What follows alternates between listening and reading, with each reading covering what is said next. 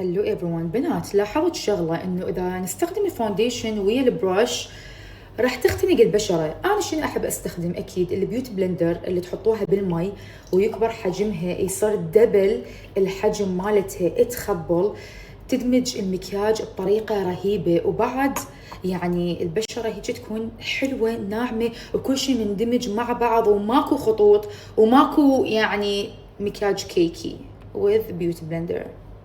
تعرفون انه هذا اشهر براند عالمي صار له اكثر من 20 سنة يخبل. انا احب طبعا احط الفونديشن على بشرتي مباشرة وماكو علاقة من هاي السبونجز التعبانات، الحرفيا مو الاوريجينال. دائما انا احب استخدم الاشياء الحلوة اللي تعطيني النتيجة اللي انا ادور عليها، يدمج المكياج بسهولة، وبعد انه البشرة تطلع تخبل. والأحبة أكثر إنه ما تمتص المكياج.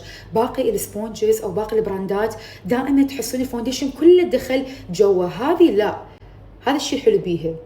المهم الدمج بيها خيال، كلش أنا أحبها لأنه أحس بعد وجهي قاعد يتنفس، البشرة هيجي خفيفة، كلش حلو، أحلى شعور والله.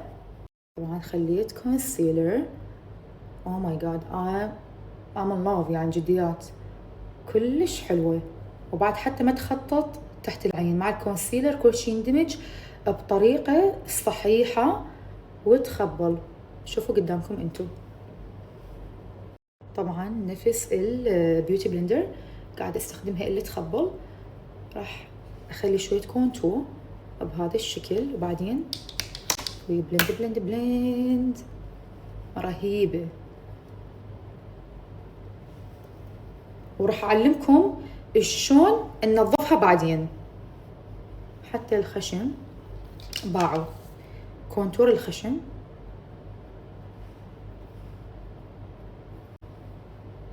هذا الشكل، هاي الطريقة الكورية هيك تشوفون، ماكو احلى هيك.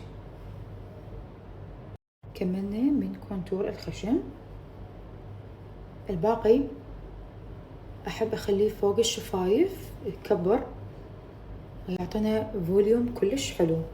وبعدين بلاش نفس البيوتي بلندر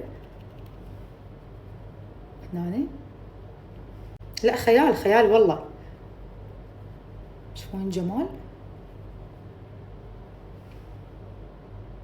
I love it. كملت وياكم ماي ميك اب اوف ذا داي، يعني اولموست دان. بس راح تقولون مريم شلون راح نقدر ننظف البيوتي بلندر مالتنا؟ اكيد تجيبون التول سكراب تفتحوا بهذا الشكل، تمام.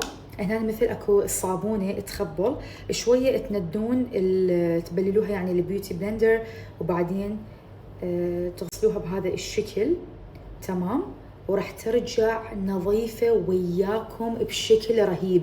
بس محتاجين مي اكثر، راح اروح اغسلها واجيكم. هذا هو احلى اختراع والله. على مود ارويكم ايش قد هذا الاختراع يموت. شوفوا قدامكم والله العظيم كل شيء راح بثواني.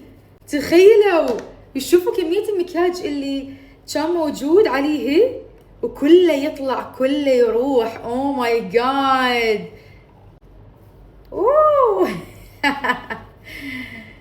بقى انا قد احب البلاش، كله بلاش.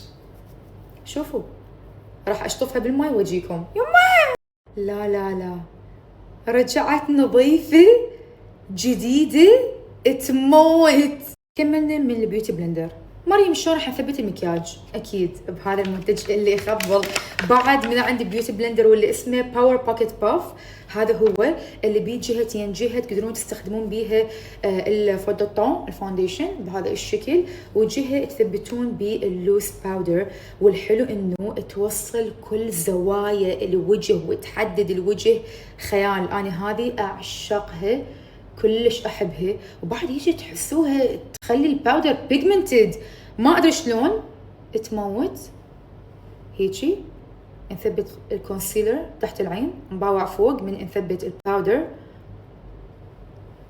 اوف خيال. هذا هو. بعدين نو واي. نحدد كونتور الخشم هذا الشكل. شوفوا شلون هيك دقيقة وحلوة. لا لا ماكو مثلها. اوه ماي جاد، حلوة حلوة. المنتجات هذه لازم تكون عند كل بنت. وارد اقول شغلة، هذا الاختراع اللي يخبل التول سكراب بمثل الصابونة والسكراب، تقدرون بعد شنو؟ تنظفون البرشز. هذا كنت ادور عليه من زمان. تنظفون البرشز من المكياج وتبقى وياكم مثل ما تنظفت البيوتي بلندر تنظف باقي الاشياء. حلوة حلوة هاي. كملت ماي ميك اب، يعني الوجه خفيف، البشرة قاعد تتنفس. I love it. أعشق هيجي مكياج وأحب الأشياء الخفيفة، ما أحب أحس هيجي طبقات ثقيلة على بشرتي. مرات البروش تخلي طبقات وتحرك كل شيء. نو أنا هذا اللي أحبه. مهم خلي أفتح شعري وياكم. أنا صار أشسوي شعري وألف الخصل بهذا الشكل بالهير كليب. كلش أحب هاي الطريقة، أحسها تعطيني فوليوم لشعري خيال. هيجي تشوفون ايش قد حلو. I love. لا لا لا ولا غلطة. شوف شلون.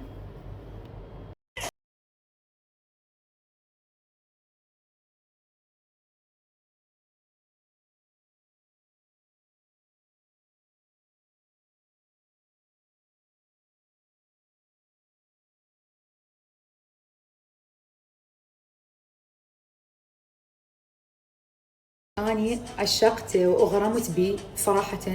كوشو كلاشي كان روعة وحصلت على أحلى نتيجة ميك اب. وهذا بنات هذا يخبل. تخيلوا حتى تغسلون بيه الفرج مالتكم مثل السكراب وينظف بعمق، يعني مرة واحدة المكياج كله يطلع. هذا one of my favorites.